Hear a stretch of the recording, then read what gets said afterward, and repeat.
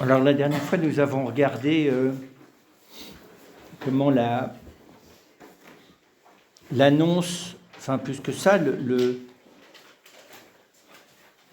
ne se contente pas de promettre à Abraham une descendance et une terre, puisque c'est la première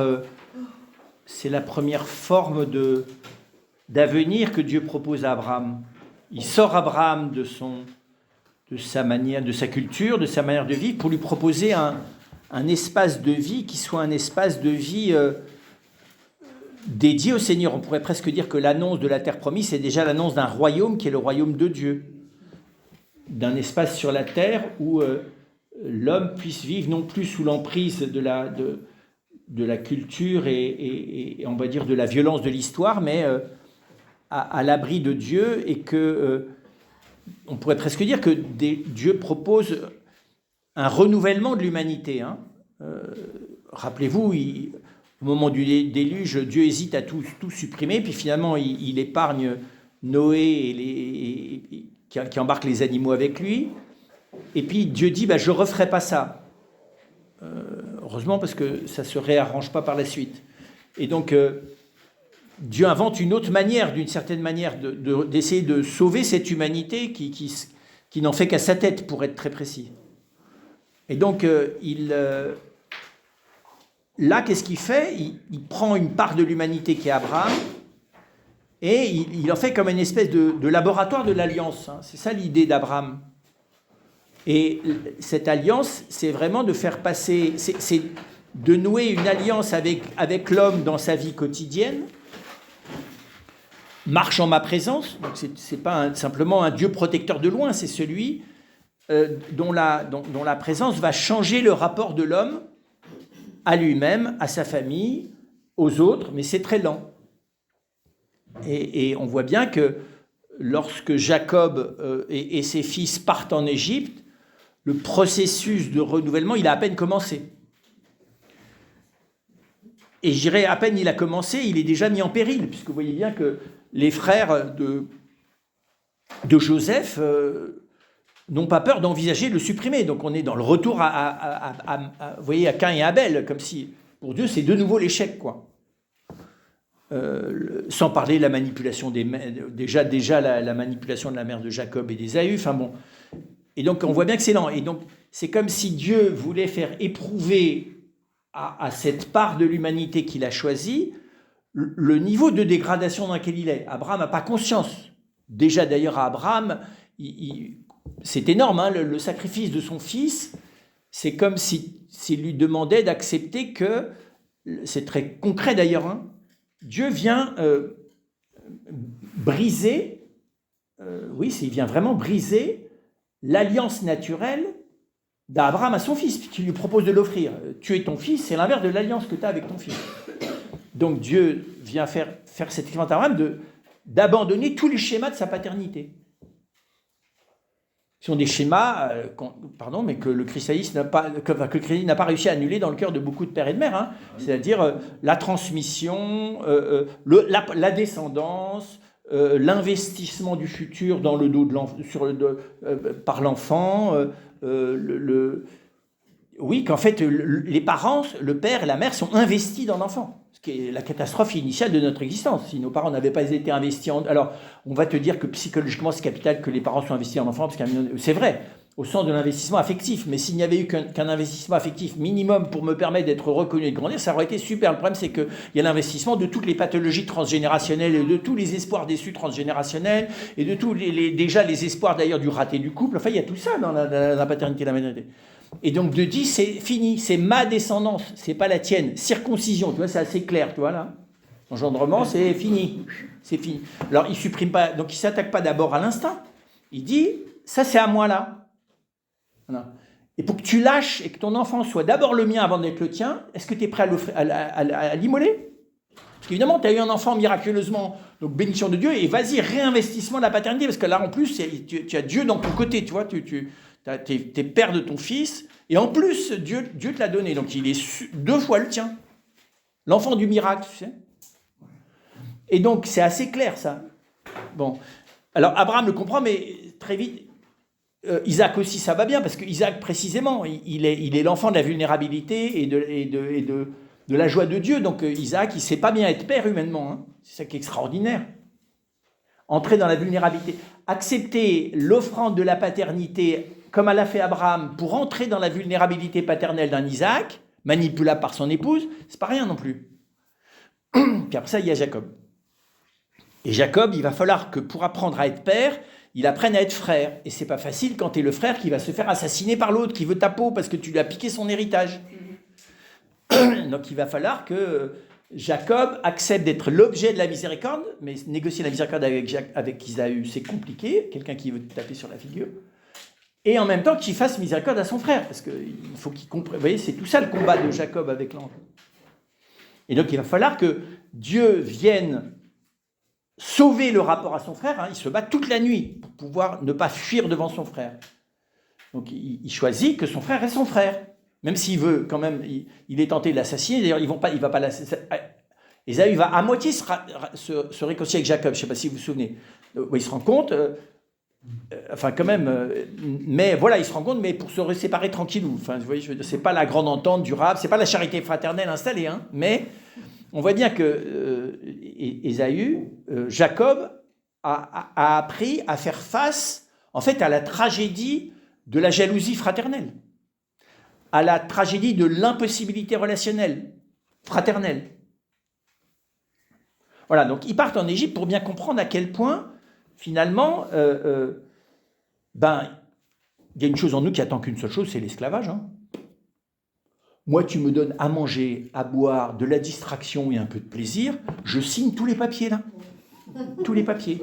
L'assurance vie, les assurances, les abonnements Netflix, tout, je signe tout. Le supermarché, je signe tout, pourvu que cet esclavage ne soit... que je ne vois pas à quel point il est agressif, et qu'à l'intérieur de ça, j'ai ma pâtée quotidienne, mon petit jardin, mon nain de jardin, mon chien, et home sweet home, et tranquillou la vie. Un enfant, 2, pas plus, et encore même. Voilà. Non mais c'est vrai, l'esclavage, la révélation de la complaisance. On est prêt parce que on préfère les bénéfices secondaires. Parce que la liberté, ça coûte très cher au premier degré. Eh oui, parce que la liberté, c'est la peur, c'est l'insécurité. Donc en fait, la seule manière de vivre la liberté de manière sécure, c'est dans les bras de Dieu. Sinon, c'est du grand n'importe quoi. Alors où tu es dans le délire de la liberté, tu fais du grand n'importe quoi, tu ne fais pas de la liberté, tu fais l'antithèse de tout ce qu'on t'a demandé de faire avant. Ça s'appelle les gens, les libertaires. Tu sais, ça, des gens qui sont dans la négation, qui ont une liberté par voie de négation, par voie de rébellion. Mais la vraie liberté, c'est d'assumer l'incroyable capacité que tu aurais de faire de ta vie quelque chose. C'est évidemment pas possible sans Dieu, parce que sans Dieu, qu'est-ce que tu vas faire ta vie? Tu vas planter des choux, t'installes avec ta petite maison, la maison dans la prairie, et puis c'est tout. Ou tu vas construire des empires industriels, mais dans tout ça, c'est tout petit. Tu joues avec tes grands Legos, sauf que c'est des Legos réels, c'est tout. Et donc, encore une fois, le passage par le désert, c'est 40 ans là. Et 40 ans, pour voir le temps, c'est plusieurs générations, 40 ans, pour voir que le processus est un processus, et pour bien montrer que on ne se sauve pas individuellement, ni familialement, c'est le peuple qui doit être sauvé, parce que tu te sauves personnellement, mais tes enfants vont être repris par la tribu, et la tribu elle-même va être reprise par la logique du peuple. Vous voyez ? Donc il s'agit, on commence par Abraham, mais tout doucement Dieu fait comprendre, non, il va falloir s'attaquer à l'ensemble, quoi. La rédemption, il faut qu'elle s'attaque à tous les hommes, pas tous au même degré, mais il faut s'attaquer à il faut que ce soit tous les hommes qui sont invités à la rédemption. Parce qu'on ne va pas réussir simplement à sauver un petit bout qui va devenir l'élite parce que c'est ça le premier schéma, c'est Abraham, donc on a une petite élite, puis on va voir, t'as que des descendants d'Abraham qui sont tous l'élite. Non. C'est pour ça que il faut le temps pour que même dans l'enseignement fait par les prophètes, on comprenne que c'est même les nations qui sont concernées.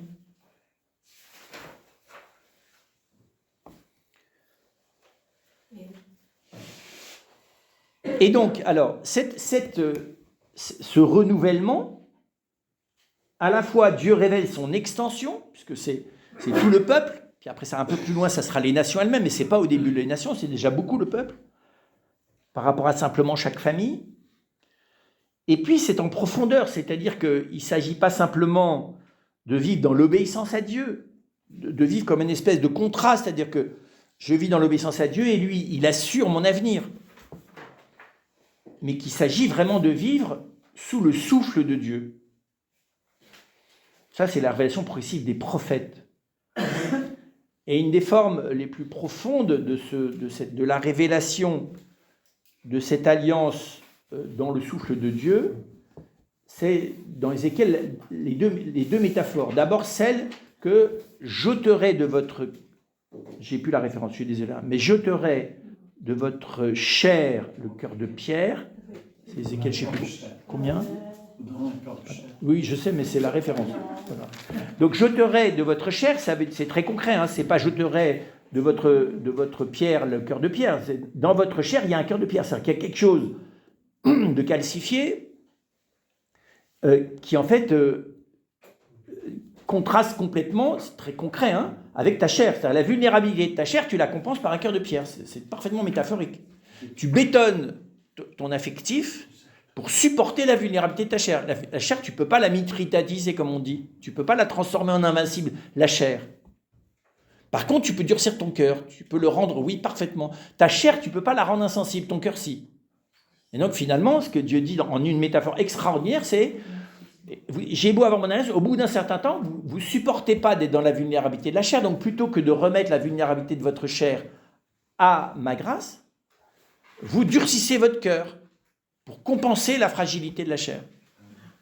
Moi, ce cœur, je vais vous l'arracher, je vais vous l'ôter là. C'est pas rien la transplantation cardiaque, hein. Nécrosé, cirrhosé, hein. 11-19.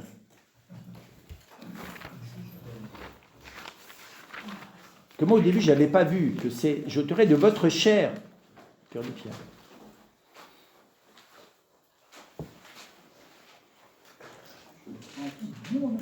Je leur donnerai un seul cœur. Et je mettrai en eux un esprit nouveau. Donc on est déjà dans ce que je viens de vous dire. J'extirperai, c'est encore, mais il faudrait voir le mot hébreu là. J'extirperai de leur chair le cœur. Ça s'appelle une extraction rapide, tu vois, c'est bon. J'extirperai de leur chair, ça fait beaucoup de très malin quand on t'extirpe de la chair. Je me souviens très bien d'un frère, on lui a fait une opération des poumons. À ce moment-là, ils innovaient. Il avait une caverne dans les poumons. Plutôt que de scier les côtes, là, on te décale la clavicule et on te le sort par la clavicule, ton poumon. Sauf que tu as plein de petits vaisseaux, là. Donc, entre le moment où on te l'enlève et entre le moment où on te le remet, tu as t'as pas mal à tes côtes, mais tu as mal quand même beaucoup. Ça fait très mal. C'est pas très dangereux, mais ça fait très mal. On te l'a sorti de la chair, quoi. Voilà. Et je m'étais dit, et voilà. D'ailleurs, je suis pas sûr qu'il fasse ça si souvent parce qu'il faut supporter la douleur que ça représente. Et je leur donnerai un cœur de chair.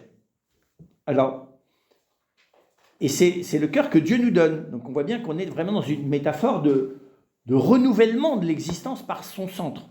Hein, c'est très fort. Et d'ailleurs, que finalement, ça veut dire aussi que par le cœur de chair que Dieu va te donner, ta chair n'est plus une malédiction qui te fait peur. C'est ce qui, précisément, t'indique que tu es fait pour vivre dans le souffle de Dieu. La chair, elle ne peut vivre que dans le souffle de Dieu. Si elle n'est plus dans le souffle de Dieu, la seule manière de survivre, c'est de cirrhoser le cœur. Donc il y a des cirrhoses du foie, mais il y a aussi des cirrhoses du cœur. Les cirrhoses, ça veut dire pierre. Hein. Cirrhose ? Oui, je crois bien. Cirrhose, ça veut dire... c'est oui, ça veut dire la pierre.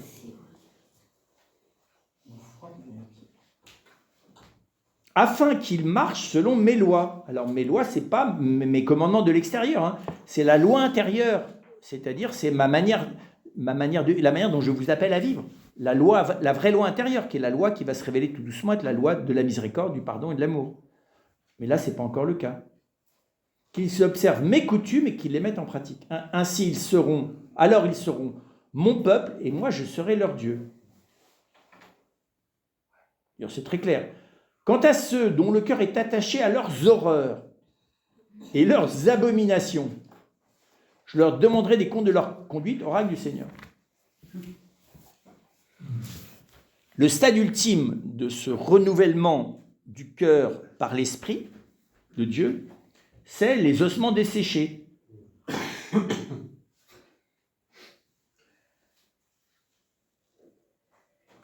La main du Seigneur, donc chapitre 37 d'Ézéchiel toujours. La main du Seigneur fut sur moi, il m'emmena par l'Esprit du Seigneur et me déposa au milieu de la vallée, une vallée pleine d'ossements. Bon, faut pas trop faire l'expérience de ça, parce que c'est quand même pas très... Il me fit parcourir parmi eux, il me la fit parcourir parmi eux en tous sens. Sympa l'ambiance, hein. Vous n'avez pas simplement une plaine d'ossements humains, hein, mais en plus vous devez la parcourir dans tous les sens. Tous les films d'horreur d'ailleurs sont hantés par cette scène-là sans en avoir conscience. Or les ossements étaient très nombreux sur le sol de la vallée. Ce n'est pas juste les reliques dans un petit reliquaire avec des petites fleurs partout, hein. Et ils étaient complètement desséchés. Il me dit, fils d'homme, ces ossements vivront-ils? Je lui dis, Seigneur, c'est toi qui le sais. C'est plus prudent ça. Il me dit, prophétise sur ces ossements.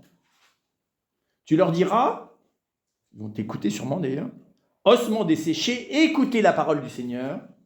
Ainsi parle le Seigneur à ces ossements, voici que je vais faire entrer en vous l'esprit et vous vivrez. Quand tu fais une conférence à des gens qui n'écoutent rien, tu peux faire comme ça. C'est-à-dire que tu envoies pour parler aux ossements. Tu arrives, tu peux faire une messe où tu as les 2/3 de gens qui n'ont pas du tout la foi, mais qui sont quand même dans l'assemblée. Je vais faire entrer en vous l'esprit et vous vivrez. Je mettrai sur vous des nerfs, je ferai pousser sur vous de la... Tu dis, pourquoi tu me donnes tous ces détails, Seigneur? Je mettrai sur vous des nerfs, je ferai pousser sur vous de la chair, je tendrai sur vous de la peau et je vous donnerai un esprit et vous vivrez. Donc, bien, c'est comme si le Seigneur reconstituait la chair sous le souffle. C'est extraordinaire. C'est pas de la plasturgie, c'est de la pneu... Vous voyez, c'est de la... pneumatologie. Non, de la pneumurgie, enfin... Urgie, mais pneuma. Pneumurgie. Je prophétisais comme j'en avais reçu l'ordre. Or, il se fit un bruit au moment où je prophétisais. Il y eut un frémissement. Et les os se rapprochèrent les uns des autres. Je ne sais pas comment il a fait pour se réveiller d'un rêve pareil. Je regardais. Ils étaient recouverts de nerfs, la chair avait poussé et la peau s'était tendue par-dessus, mais il n'y avait pas d'esprit en eux. Il me dit, prophétise à l'esprit. Prophétise, fils d'homme, tu diras à l'esprit, ainsi parle le Seigneur. Le Seigneur vient des 4 vents, esprit souffle sur ces morts et qu'ils vivent. Le plus impressionnant, c'est qu'il demande à l'homme d'avoir l'initiative de prophétiser là-dessus. Que le Seigneur le fasse, je veux bien. Mais qu'il demande à son prophète un truc pareil. Je prophétisais comme il m'en avait donné l'ordre, et l'esprit vint en eux. Et ils reprirent vie, et ils se mirent debout sur leurs pieds, grande, immense armée. Alors il me dit, fils d'homme, ces ossements, c'est toute la maison d'Israël. Les voilà qui disent, nos os sont desséchés, notre espérance est détruite, c'en est fait de nous. C'est le désespoir qui me transforme même pas en cadavre, en ossements desséchés. C'est pourquoi prophétise, tu leur diras, ainsi parle le Seigneur, voici que j'ouvre vos tombeaux, je vais vous faire remonter de vos tombeaux mon peuple, et je vous ramènerai sur le sol d'Israël. Vous saurez que je suis le Seigneur lorsque j'ouvrirai vos tombeaux, et que je vous ferai remonter de vos tombeaux mon peuple, je mettrai mon esprit en vous et vous vivrez, et je vous installerai sur votre sol, et vous saurez que moi, le Seigneur, j'ai parlé, et je fais oracle du Seigneur. Vous voyez bien, je vous remettrai sur votre sol, donc on est toujours dans la promesse de la descendance et la terre. Sauf qu'on entrevoit que la descendance d'Abraham, c'est des ressuscités. Ce n'est pas simplement de la descendance charnelle. Et surtout, on voit que c'est des tombeaux. Donc Dieu va travailler dans l'endroit de la mort, dans l'endroit de la chair et dans l'endroit de la mort, donc dans l'endroit de la souffrance. On commence à voir qu'il y a quelque chose du salut, ou de l'œuvre de Dieu, puisque pour l'instant on ne sait pas encore très bien si c'est du salut. Donc on ne demande pas simplement d'être sauvé par Dieu, on le voit dans les psaumes, pour être protégé du mal, mais le salut que Dieu me propose, ce n'est pas de me protéger du mal, moyennant l'obéissance à ses commandements, c'est de nous renouveler de l'intérieur totalement, de nous sauver du dessèchement, de la nécrose, de la mort, du tombeau et de l'esclavage, en renouvelant son peuple de l'intérieur par son souffle, mais un souffle qui assume la fragilité extrême de la chair.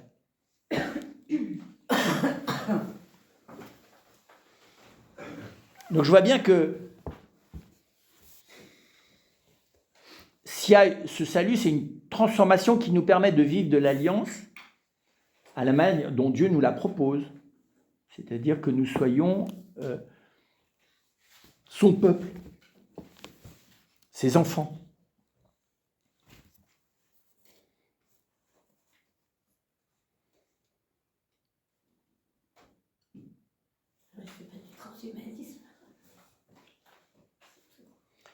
Et le dernier stade de cette annonce de l'œuvre de Dieu, alors dans le livre de la sagesse par exemple, dans le Cantique des Cantiques, on voit comment est-ce que cette alliance est une intimité d'amour, qui est sans mesure du côté du don de Dieu. Dieu se donne totalement à son peuple, il épouse son peuple, donc il est lié à son peuple d'un amour irréversible et absolu. On voit que cette alliance est une alliance, c'est pas seulement l'esprit de Dieu, c'est la sagesse de Dieu qui nous vient par son esprit. C'est tout le livre de la sagesse et le livre des Proverbes. Que finalement, ce que le souffle, c'est pas simplement une force qui vient de Dieu. Dans le souffle de Dieu, il y a quelque chose de Dieu lui-même. C'est sa sagesse. Et sa sagesse, c'est plus qu'une manière plus plénière de comprendre. Sa sagesse, c'est pas simplement la manière dont Dieu voit c'est pas simplement l'intelligence de Dieu. C'est aussi la manière de faire de Dieu. La sagesse, c'est aussi comment il gouverne. Donc c'est vraiment l'intime de Dieu en lui-même qui est appelé à habiter le cœur de l'homme. Tout ça, ça nous est dit dès la première alliance. Et puis, ce qui nous est révélé au terme dans Isaïe, on va le voir, Isaïe 53, c'est comment est-ce que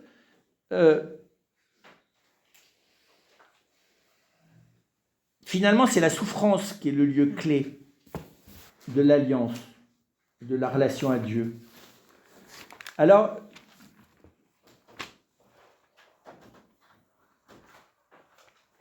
Dieu n'aborde pas directement la souffrance du peuple. Là, ça se différencie. Vous voyez, il ne choisit pas. Alors, il est dit dans Isaïe que l'Esprit de Dieu reposera, mais on voit bien que là, il y a le choix d'un médiateur. Cette alliance, finalement, elle va s'accomplir à travers quelqu'un qui est choisi par Dieu.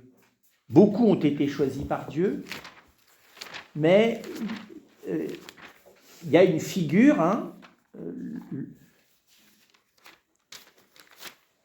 Dieu a besoin de personnes que sont les prophètes qui acceptent d'être entre ses mains un signe pour le peuple, d'enseigner son peuple. Mais Dieu a besoin aussi pour cette rédemption de celui qui va être instrument du salut, instrument de la venue de l'Esprit, comme s'il fallait comme si Dieu révèle qu'il y a une médiation est nécessaire.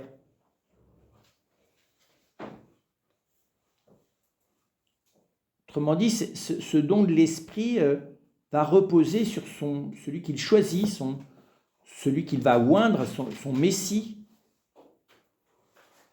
Par moments, dans les prophètes, on voit même à la fois la figure du Messie, dont on pourrait croire par moments qu'il est comme un roi, puisque le roi lui-même est oint, mais qui est aussi, il est plus que oint, il est le fils d'homme. C'est comme s'il était quelqu'un il était une présence de Dieu qui vient au milieu des hommes. Et la mission qui apparaît progressivement à l'égard de celui qui est choisi pour être ce médiateur, qui n'est pas d'abord prêtre, qui est d'abord Christ, il est d'abord celui qui est choisi. Ça veut dire que c'est quoi la différence? C'est que son rôle n'est pas d'abord d'être dans le temple et d'accomplir un sacrifice spécifique. Sa vocation ressemble plus à c'est d'une royauté prophétique, si on avait à choisir une dénomination. Une royauté prophétique. C'est-à-dire quelque chose d'une onction prophétique, mais qui le fasse être un prophète pour tout le peuple. Celui qui vient conduire son peuple. Cette idée d'un Messie berger, d'un Messie roi, et d'un Messie qui est conduit par le souffle de l'Esprit, comme un prophète, et donc qui échappe à la domination, enfin à la propension du roi à dominer. Israël est divisé à l'intérieur de lui-même, et Israël finit d'ailleurs par être régulièrement envahi, voire déporté hors de sa terre, toujours à cause de la royauté, c'est-à-dire toujours à cause du fait que le roi s'arroge le culte, du coup toute une part d'Israël se voue à certaines idoles, sa relation à Dieu est faussée. Donc on voit bien, à la fin, c'est l'autorité politique qui, voulant s'emparer et du peuple et du culte, finit par faire dévier, cautionne la déviation du peuple. Et d'ailleurs, plus le peuple est sous une autorité politique à la merci duquel est l'autorité religieuse, plus il se fabrique des écoles domestiques. Il y a une corruption progressive. Alors, on l'a bien vu, quand on lit, on voit bien que Dieu n'a pas voulu qu'il y ait d'autres rois que lui, sauf un roi qui serait complètement relatif à la volonté divine, ce que ne sont aucun des rois. Celui qui l'est le plus, c'est David, parce que régulièrement, il fait n'importe quoi, mais régulièrement, il revient, David, c'est sa force. Il est complètement à côté de la plaque, sur plein de sujets, mais à chaque fois, il revient, il le reconnaît. Sauf que après ça, vous avez Salomon, qui a la sagesse, mais qui va l'exercer à sa manière, la sagesse, de l'exercer en dépendance avec Dieu. Et donc, cette figure de celui qui va venir pour éclairer son peuple, guider son peuple, signifier à son peuple, rendre présent auprès de son peuple la miséricorde de Dieu. Celui-là, il est une vraie présence, il est comme, fils d'homme, c'est le fils d'homme, c'est celui qui vient auprès des hommes, mais de la part de Dieu. Et ultimement, et ça reste, selon les traditions d'ailleurs dans le judaïsme, ça reste ou ça reste pas, il y a toute une tradition hassidique qui conserve une importance autour du serviteur souffrant. C'est-à-dire que ce serviteur, cet homme, à la fin, c'est un serviteur dont la souffrance est instrument de guérison. Ça reste très mystérieux. Et donc, mais ce qu'il faut retenir, c'est ça, c'est qu'à la fin, s'il y a alliance, si cette alliance est rédemptrice, si cette alliance, elle fait vivre non seulement au peuple, mais à chacun dans ce peuple quelque chose d'une alliance avec l'intime de Dieu, ça n'est pas c'est pas simplement en passant par la souffrance. C'est comme si c'était dans la souffrance que se faisait cette alliance. Les psaumes déjà montraient ça. Les psaumes, c'est comme déambuler dans tous les états d'âme possibles de l'homme à la recherche de l'alliance. Et l'alliance, finalement, elle ne se réalise que dans le cœur broyé, dit le psaume 50.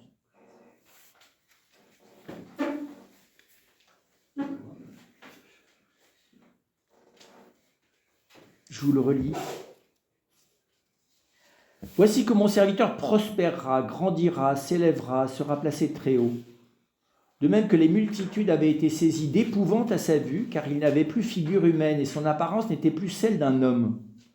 De même, des multitudes de nations seront dans la stupéfaction devant lui, des rois resteront bouche close pour avoir vu ce qui ne leur avait pas été raconté, pour avoir appris ce qu'ils n'avaient pas entendu dire. Donc c'est une figure de souffrance qui va donner quelque chose, qui va révéler quelque chose d'ultime dans la sagesse de Dieu et de l'alliance et du renouvellement du cœur de l'homme. Qui a cru ce que nous entendions dire? Et le bras du Seigneur, à qui s'est-il révélé? Comme un surgeon, il a grandi devant lui, comme une racine en terre aride, sans beauté ni éclat pour attirer nos regards, et sans apparence qui nous eût séduits, objet de mépris, abandonné des hommes, homme de douleur, familier de la souffrance, comme quelqu'un devant qui on se voile la face. Méprisé, nous n'en faisions aucun cas. Donc vous voyez bien, tout d'un coup, Dieu braque le projecteur de son enseignement à travers Isaïe sur ce qui est le rebut de l'humanité. C'est pas François qui a développé cette notion du rebut. C'est-à-dire ce qui est rejeté, vous voyez, ce dont on ne veut même pas entendre parler. Voilà. Les horreurs de l'humanité dont on ne veut même pas entendre parler.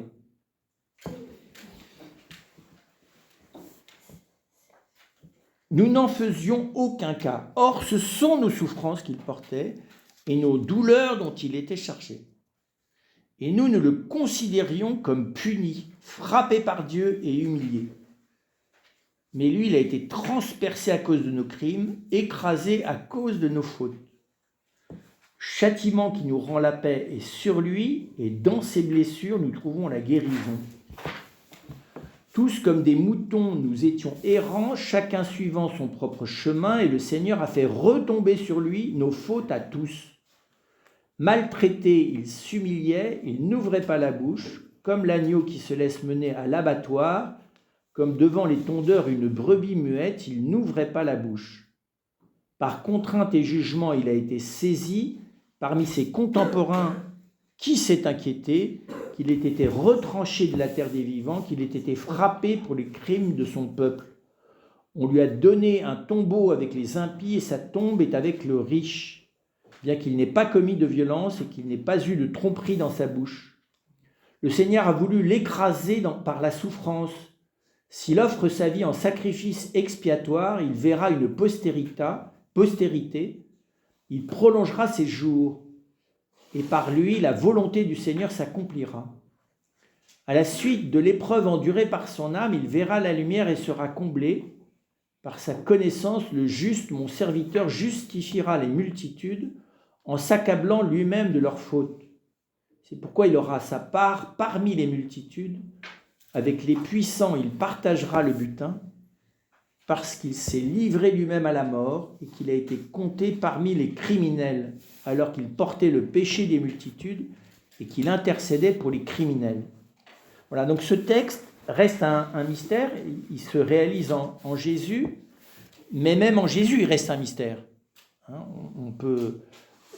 La violence de la passion et de la croix de Jésus est telle qu'on peut très vite se fabriquer une petite théologie de la rédemption qui nous arrange et qui en même temps permet de calmer notre terreur, sans aller voir de près. C'est quoi la référence ? Ça, c'est Isaïe 53.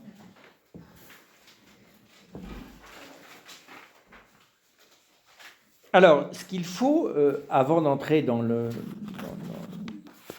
l'Évangile, de voir qu'est-ce que Jésus dit de tout ça, il faut reconnaître et être conscient de l'écart immense qu'il y a entre la qualité d'intimité à laquelle Dieu invite et ce mystère d'une rédemption par la souffrance et la religion d'Israël. Autrement dit, on voit bien à l'époque de Jésus combien est-ce que la religion d'Israël peine à être une religion de l'alliance. Elle a pour origine l'alliance. Mais précisément, elle est devenue une religion d'une certaine manière qui remet Dieu à distance. Alors pas tout à fait. D'une certaine manière, le peuple d'Israël continue à être en conflit avec Dieu. Ça maintient la relation. C'est Job. À la fin, il vaut mieux continuer à discuter avec quelqu'un, à défaut de pouvoir établir une relation harmonieuse, plutôt que de briser la relation. Tant que tu te disputes, il y a relation. C'est compris Israël. Tant qu'Israël est en conflit avec son Dieu, au moins c'est la dernière manière de maintenir la relation. Mais, de nouveau, il y a quand même un décalage énorme entre... on voit bien que le pharisaïsme, c'est-à-dire l'organisation paroissiale du catholicisme, c'est exactement la même chose, est très très loin d'une prédication sur le souffle de Dieu, la transformation du cœur de pierre en cœur de chair, et l'alliance d'une intimité avec Dieu et de Dieu avec son peuple, comme dans le Cantique des Cantiques. Vous voyez, tout ça est très très loin. Et tout ça n'est pas non plus très présent autour du temple, parmi les prêtres et les sadducéens. Ça veut dire qu'au moment où Jésus vient, il n'y a plus de prophétie. L'esprit prophétique, il est très loin. Alors, il apparaît en Jean-Baptiste, c'est ça qui est très étonnant. On va voir comment est-ce que Jean-Baptiste prépare le peuple à entrer définitivement dans cette alliance rédemptrice. Mais, voilà, il faut mesurer et puis, reste, je dirais presque cette incompréhensibilité, il faut être honnête, cette irrecevabilité de d'un homme dont l'abaissement dans la souffrance plairait à Dieu. Vous voyez, l'idée que la souffrance puisse valoir quelque chose, je dirais, on est dans dans les sociétés primitives, la souffrance a une valeur.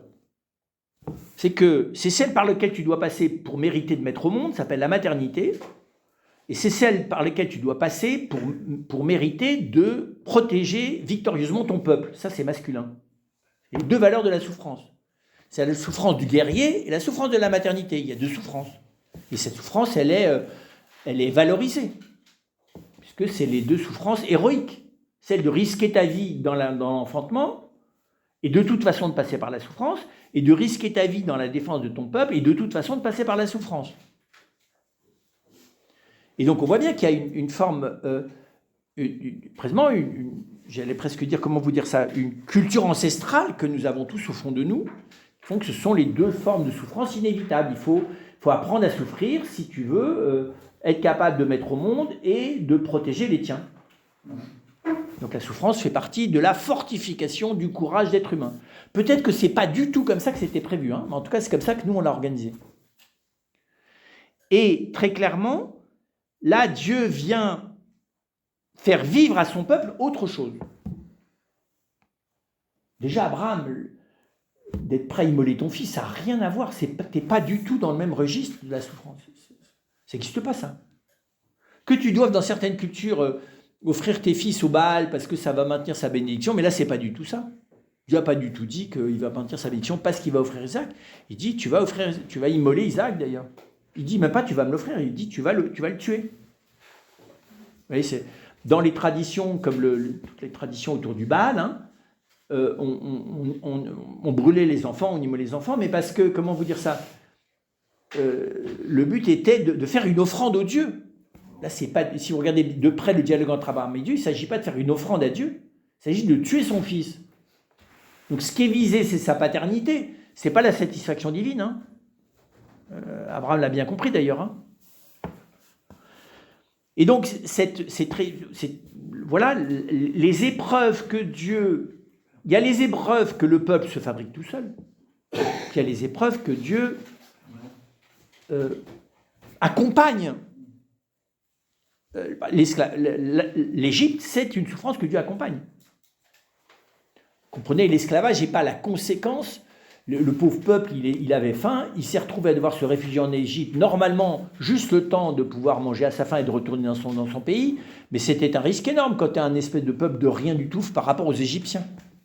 Vous voyez, ils ne se retrouvent pas en esclavage par un mauvais choix de leur part, mais par un manque de courage sans doute, ou d'héroïcité, parce qu'il aurait fallu sans doute de l'héroïcité pour reprendre le risque de ressortir d'Égypte et de te retrouver à la merci de la famine.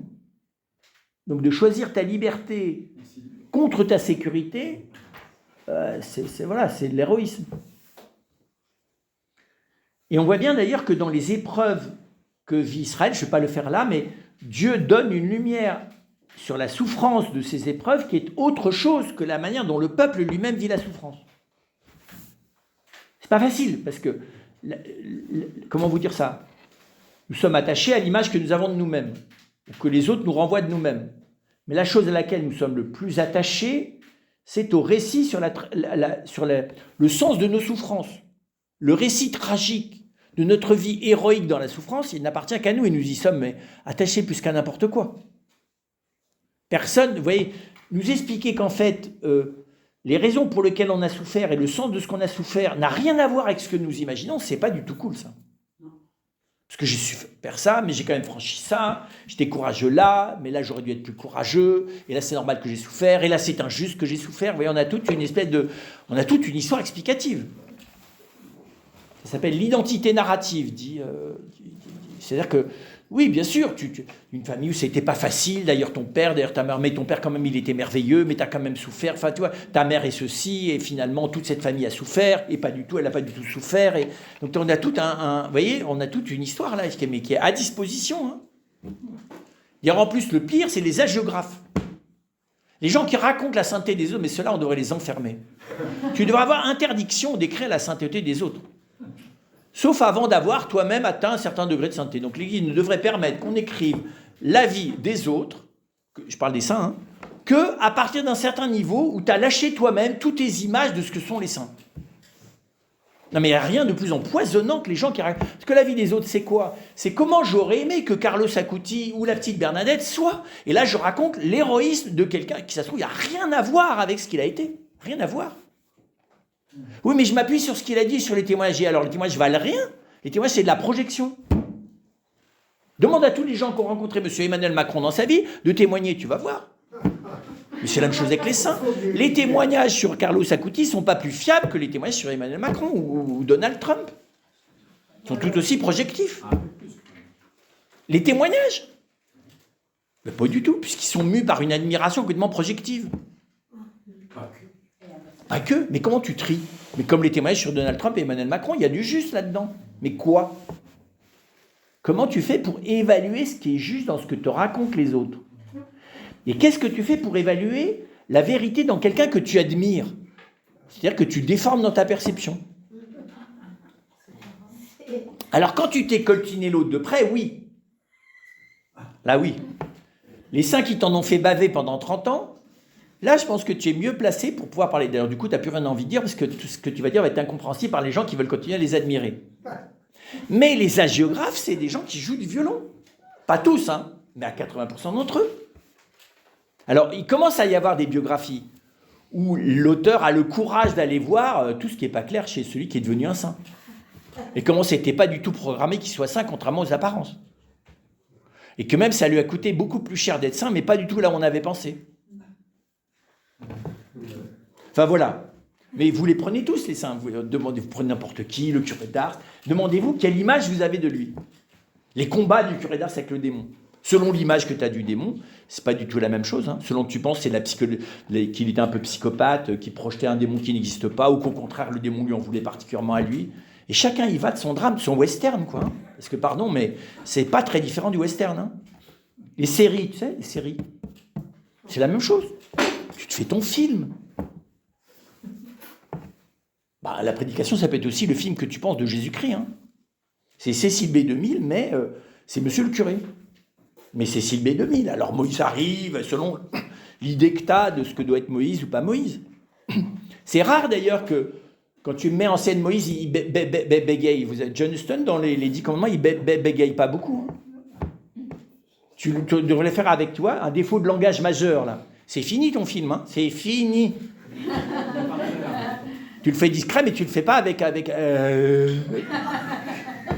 Bah oui, mais les défauts de langage, c'est comme ça. Hein. Voilà, donc on est tout. Donc c'est. Hein? Ça calme.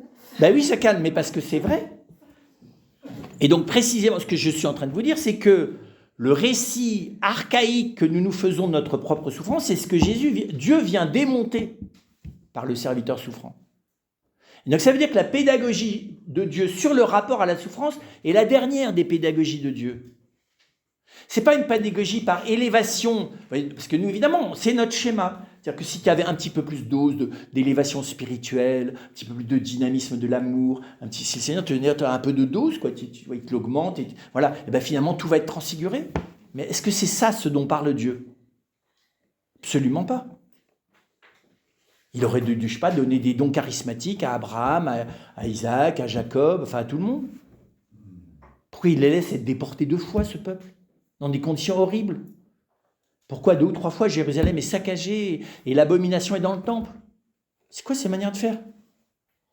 Voilà. Et donc, la transformation de la relation à la souffrance fait partie essentielle du mystère de la rédemption. Je dis ça parce que le schéma dans lequel nous avons grandi dans la génération de nos grands-parents et arrière-grands-parents, c'est que la rédemption, c'est de la souffrance. Et que c'est parce que Jésus a beaucoup souffert qu'il nous a beaucoup sauvés. Et qu'il a souffert pour nous tous, et que ce que nous souffrons en plus, c'est à cause de nos péchés. C'est pas du tout l'enseignement de la tradition de l'Église, hein, ça. C'est une petite tradition, mais qui a pris psychiquement le dessus. Et donc, je dis ça parce que ce travail de rapport à l'injustice, par exemple, c'est très bizarre. Le nombre de psaumes qui disent « c'est pas juste, c'est pas juste, c'est pas juste, c'est pas juste ». Pourquoi est-ce que les impies réussissent Et ceux qui font le bien, ils s'en prennent plein la figure. Pourquoi ? Et dans les psaumes, tu n'as pas de réponse. Tu ne réponds pas à tes pourquoi. Mais c'est intéressant d'aller voir voilà, après ça tu lis dans un deuxième temps, qu'est-ce que les psaumes disent du rapport à la souffrance. Du cœur brisé et humilié, le Seigneur n'a point de mépris. Bon, alors tu apprends ça de point de mépris, c'est limite, quoi. Le sacrifice pour Dieu, c'est l'esprit brisé. C'est pas rien, et broyé. Qu'est-ce que tu fais avec ça ? Voilà.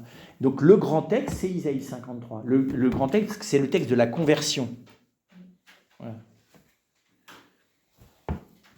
Et que je dis ça pourquoi ? Parce que Jean-Baptiste, il est immédiatement dans ce registre-là. Jean-Baptiste, il est la suite du plus profond de l'alliance telle qu'elle est révélée, enfin, du plus profond du mystère de la rédemption tel qu'il est révélé dans la première alliance.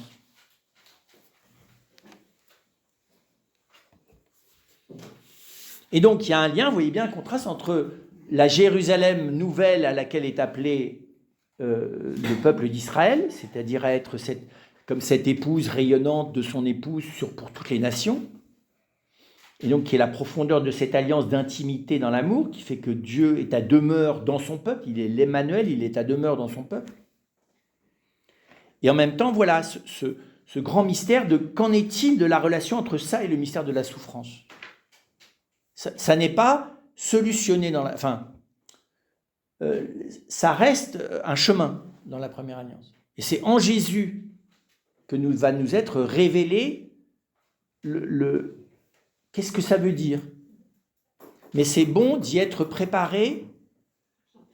Voyez, de nouveau, pour ne pas se précipiter sur Jésus en sachant qu'il nous sauve, en vivant du salut, mais de nous précipiter dessus avec notre histoire du salut. Parce que c'est vrai, la manière dont Jésus sauve chacun de nous n'est pas nécessairement ce que nous pourrions en dire si on avait à en témoigner. Il y a des gens qui disent « Oui, j'étais au bord de l'abîme, je faisais n'importe quoi dans ma vie, Dieu m'a complètement converti. » Ou au contraire, Dieu m'a protégé toute ma vie avant que je... C'est pas faux tout ça. Mais qu'est-ce que Dieu fait vraiment dans ton âme ? Comment Dieu chemine dans ta propre souffrance pour faire de toi un enfant de Dieu ? Les événements de mon existence ne sont pas la souffrance latente qui est en permanence au fond de moi. Ça révèle une partie, mais des fois c'est ambigu.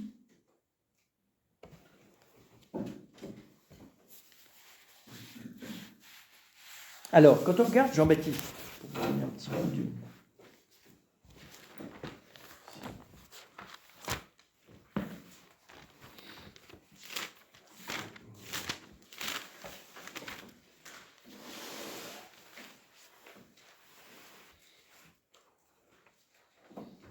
En ces jours-là, arrive Jean, donc c'est Matthieu, chapitre 3, les premiers versets. En ces jours-là, arrive Jean, l'immergeur. Le baptiste, je vous rappelle, ça veut dire ça. Nous, à Porte, on appelle les gens le Baptiste, ça devient un prénom, tu vois. Parce que tu as plein de gens qui s'appellent Baptiste, donc lui, il s'appelait juste Baptiste, quoi. Sauf qu'il s'appelait Jean et Baptiste. Jean-Baptiste. Baptiste, c'est un prénom, non ? Voilà. Sauf que quand ils ont rédigé ça, ça ne voulait pas être un prénom. Baptiste, ça veut dire, baptiser, ça veut dire, pour nous, en plus baptiser, nous tu verses un peu d'eau sur le front. Baptiser, ça veut dire immerger, immersion. Immersion, c'est sous l'eau, dans le bain, dessous. Pas juste tremper, immerger. C'est pas Jean le trempeur, Jean l'aspergeur, Jean tu vois juste le laveur, Jean l'arroseur, voilà, c'est pas Jean l'arroseur. C'est Jean l'immergé, tu vois, genre, tu dois descendre dans l'eau. Parce que les gens qui t'immergent, il faut qu'ils te remontent après. C'est très beau le jour du baptême des adultes, j'aime beaucoup moi ça. Ça fait plusieurs fois que je le vois. C'est qu'un adulte, quand il doit s'asseoir dans l'eau et se laisser basculer en arrière, alors là, tout d'un coup, tu vois les peurs primitives revenir. Que quand tu étais bébé, une fois que tu as eu les premières fois tu as eu peur, puis après ça, ta maman, elle t'a descendu dans l'eau. Mais bizarrement, quand tu es devenu adulte, te lâcher en arrière, là, dans l'eau, ils ont beau faire ça, et tu as l'impression que là, c'est la pire des épreuves de toute leur vie. Mais j'ai été très frappé. Je dis, mais attends, tu vois, il y a Sado, là, comme si on allait... Et là, tu vois que l'immersion, c'est pas gagné. L'immersion choisie, mais c'est Dieu qui t'immerge, c'est pas toi. Moi, on avait ça, autrefois on vivait ça, puis maintenant c'est fermé. Les piscines à l'eau, c'était ça. Hein. De laisser basculer en arrière. L'abandon et toute la sagesse de ces équipes, que ne se font pas toujours les curés le jour du baptême, parce qu'ils font ce qu'ils peuvent. Les curés, ils sont très inquiétants, parce qu'ils sont très inquiets, eux aussi. Parce que les papas, c'est pas fait pour baigner les bébés, enfin, dans la génération. Et donc, ils ont peur aussi, le curé. Et le baptisé, le futur baptisé, qui est dans un état de vulnérabilité d'enfant, sent très bien que celui qui va l'immerger n'est pas sûr du tout de lui. C'est impressionnant ce qui se joue, c'est magnifique d'ailleurs. Et là, tu vois, et alors, quand ils reviennent, et là, tu as l'impression que du coup, c'est le salut. Parce que tu as peur de basculer dans l'eau, dans la souffrance, dans la mort, de te laisser basculer en arrière dans ta propre souffrance et ta propre mort. Mais et ça, le baptême, la nuit de Pâques, c'est ça qu'il faudrait qu'on fasse. Accepter qu'au moment juste avant que tu renouvelles tes promesses du baptême, on devrait dire, bon, ok, est-ce que vous êtes prêts à vous laisser basculer en arrière dans la manière dont le Seigneur va vous faire redescendre dans votre mort, dans votre souffrance la plus fondamentale, et vous en remonter de nouveau? Ben, faut voir, il y a des baptisés pour ça, là, c'est ceux du jour. Mais je vais aller plus loin, est-ce que tous les matins, tu revis ton baptême? Dommage, hein? Parce qu'une fois par an, c'est un peu léger, non? Enfin, c'est tant pis, tu fais ce que tu veux, hein? Mais si tu si tu refais l'expérience fondamentale de ta mort et de ta résurrection qu'une fois par an, libre à toi, mais tu pourras la faire à chaque respiration. Mais pour ça, il faut s'entraîner déjà de le faire une fois par mois, puis après ça une fois par semaine, puis après ça tous les matins. Je vous rappelle d'ailleurs que quand vous mettez de l'eau bénite, normalement vous êtes censé. Donc vous laissez replonger en arrière là. Et relever. C'est ça, hein, normalement. D'ailleurs vous dites au nom de Jésus crucifié, voilà, du Père qui nous l'a envoyé, du Fils crucifié et de l'Esprit Saint qui passe par son cœur blessé. C'est à peu près ça ce que vous, normalement, vous faites. Et vous l'appliquez à votre propre corps. Oui, c'est plus soft en apparence, mais la réalité, elle n'est pas plus soft. Et elle est d'autant plus grande du point de vue de la vie divine que tu acceptes qu'elle te remette dans l'endroit qui n'est pas soft. Voilà. Donc c'est pour vous dire que c'est Jean, donc tout est annoncé déjà. Jean l'immergeur. Prêchant dans le désert de Judée et disant, métanoïété, c'est pas repentez-vous, parce que le mot c'est retourne ton esprit, changez votre manière de voir. Retournez votre manière de voir et votre manière de comprendre. Je viens de faire ce matin le cours sur l'intelligence, c'est le nous, c'est le même mot grec. C'est pas ton cœur que tu dois changer, c'est ta manière, tu dois laisser tomber, encore une fois, toute ta manière d'envisager ta vie. Aujourd'hui on dirait ton narratif, toute ton aventure extraordinaire de héros ou de catastrophe, et ça dépend des jours et des épisodes. Comme dans les séries. Car le royaume des cieux, c'est mal traduit, est tout proche, non, il s'est approché. Il s'est approché de nous, le royaume.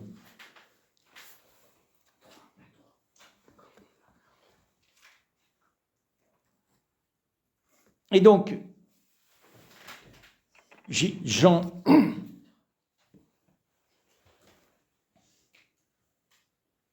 Voilà, c'est bien lui dont a parlé Isaïe le prophète. Voix de ceux qui crient dans le désert, préparez le chemin du Seigneur, rendez droit ses sentiers. Ce Jean avait son vêtement fait de poils de chameau et un pagne de peau. Tu dis, pourquoi est-ce que tu nous racontes ça? Là, il n'y a aucun intérêt. Ce Jean avait son vêtement fait de poils de chameau et un pagne de peau autour de ses reins. Sa nourriture était de sauterelles et de miel sauvage. Donc tu as tous les détails de l'écologiste. Voilà. Alors, s'en allait vers lui Jérusalem. C'est pas par hasard hein, que Jean-Baptiste, effectivement, c'est un survivant. C'est un survivaliste, mais pour de vrai, lui. Il n'a pas des réserves de sucre dans sa cave, vous voyez, je veux dire. Vous voyez, il vit que de ce qu'il a sous la main. C'est pas rien, la vie qu'a choisi Jean-Baptiste. Il n'a emmené aucune sécurité. Jean-Baptiste, il est fils de prêtre. Hein, donc, vraiment, il a son salaire garanti à vie de l'exercice de son culte au temple. Là, il renonce à son service de fonctionnaire spirituel et à son salaire pour partir au désert et vivre en osmose avec la nature, dépendre complètement, juste de dépendre que de Dieu. Alors vous me direz, il a les moyens, il a la santé, c'est possible. Maintenant, il fait ça. C'est pour ça qu'on nous dit, c'est pas pour faire du décoratif, vous voyez, c'est pas pour nous dire comment il était déguisé. Ça veut dire qu'il a quelque chose du retour à l'état de fragilité d'Adam. C'est aussi que ça veut dire. Il est dans le recommencement de tout, Jean-Baptiste. Et d'ailleurs, il dit, je suis rien, moi. puisque je suis qu'au commencement. Mais je ne suis pas au commencement parce que j'en suis la source. Je suis au commencement pour en bénéficier. Et donc, je ne sais pas la suite, puisque moi, je suis là pour être au commencement. Et pour vous dire, venez au commencement. Laissez-vous remettre au commencement.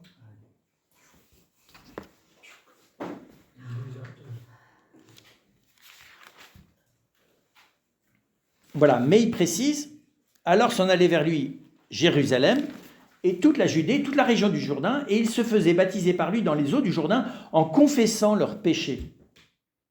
Donc ça veut dire que on est là, pour le coup, on est dans le renouvellement de l'alliance. Mais dans un renouvellement de l'alliance qui n'est pas de rechoisir, qui est de se laisser redescendre au début de sa propre création, on va dire ça comme ça.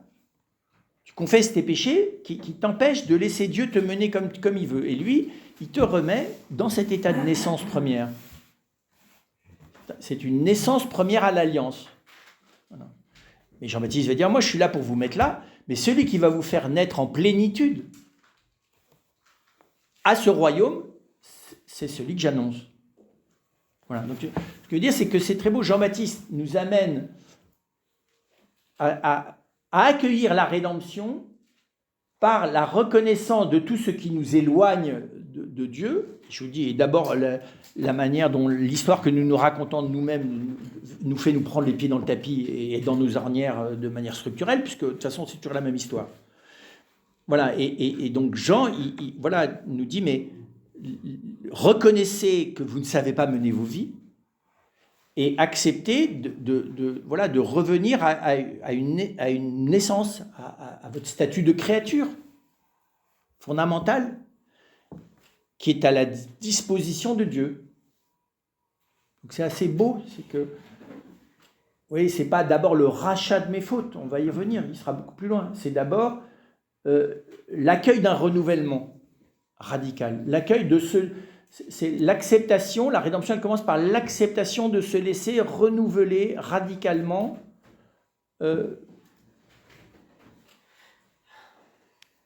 par Dieu en confessant notre incapacité à gouverner notre vie par nous-mêmes.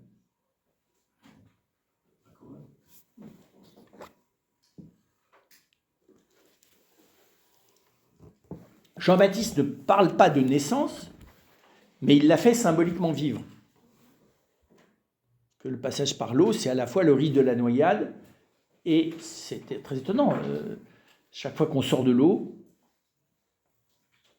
que ce soit de son bain, de la mer, ou de ce que vous êtes plongé dans la rivière, chaque fois, on refait l'expérience. C'est plus que d'ailleurs une image, hein, on refait l'expérience de la naissance.